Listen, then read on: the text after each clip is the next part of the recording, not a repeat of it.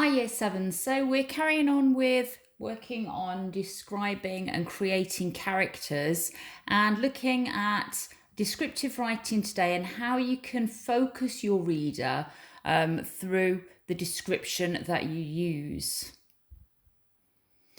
So we're going to have a look at this extract. This is from a book called Tuck Everlasting, and you'll see, just like with the zooming in that we looked at last lesson, how they focus on particular aspects of a room.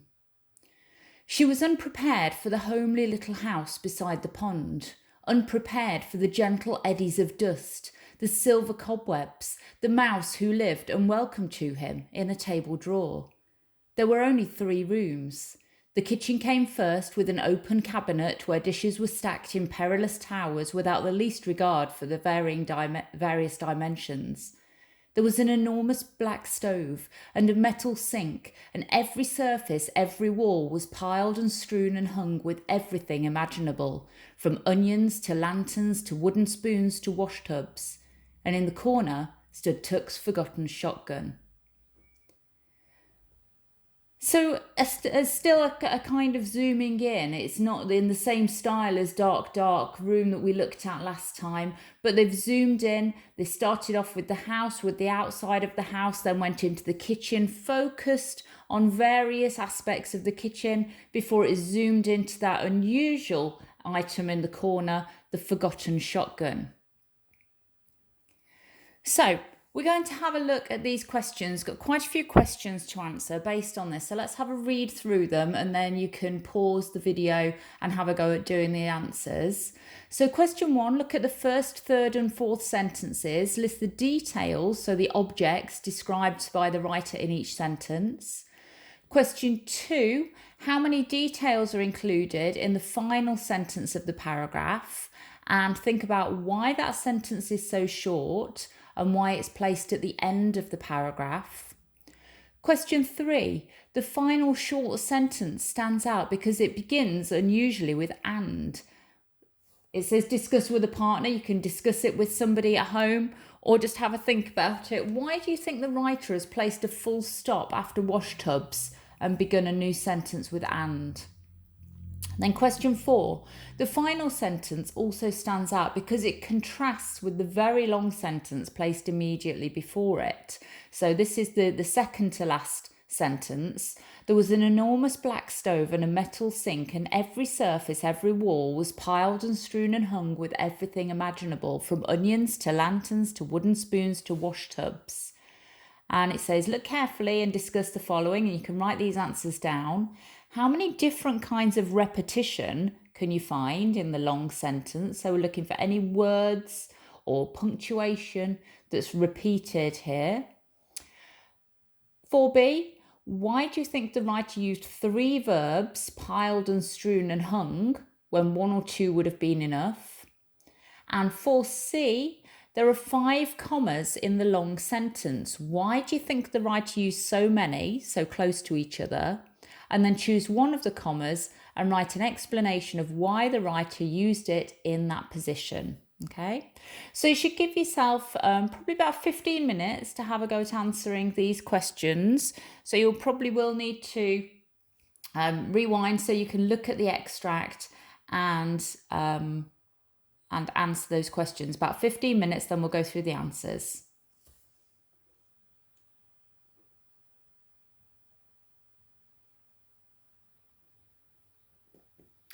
So let's have a look at the answers to those 4 questions then. The first question asks us to look at the different items in the, each sentence. So we've done the first one for you, fairly easy. So the first sentence, we'd got pond, dust, cobwebs and mouse. In the third sentence, so that's the sentence that begins with in the kitchen came first. So we've got the cabinet, the dishes, towers, and then the fourth sentence, that's the one that starts with there was an enormous black stove. So we've got the stove, the sink, the surface, the wall, onions, lanterns, wooden spoons, and wash tubs. Question 2.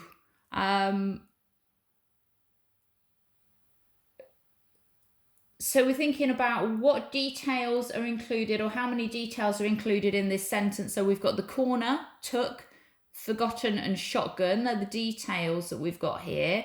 The sentence is short for effect, and the sentence is at the end as a powerful cliffhanger. So it's something unusual. It makes us think. Hopefully it would make us want to read on, to think, why is there a shotgun in the kitchen? What's going on in this house? And then we're drawn in and we need to read on to find out why. Question 3 asked us about why that sentence begins with and. So the writer used a new sentence beginning with and to create the effect of a list. And in question 4, we got 3 questions. First one is, how many different kinds of repetition can you find? Well, we've got every, and the commas that were used. 4b, why do you think the writer used 3 verbs? Well, it's for effect. It makes it sound really cluttered. If it just said every surface, every wall was piled with everything imaginable, yes, it sounds cluttered, but piled and strewn and hung, it gives the idea that there are things absolutely everywhere.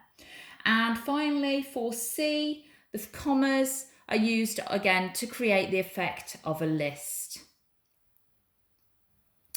So what I'd like you to have a go at doing is writing a similar description of the inside of a house.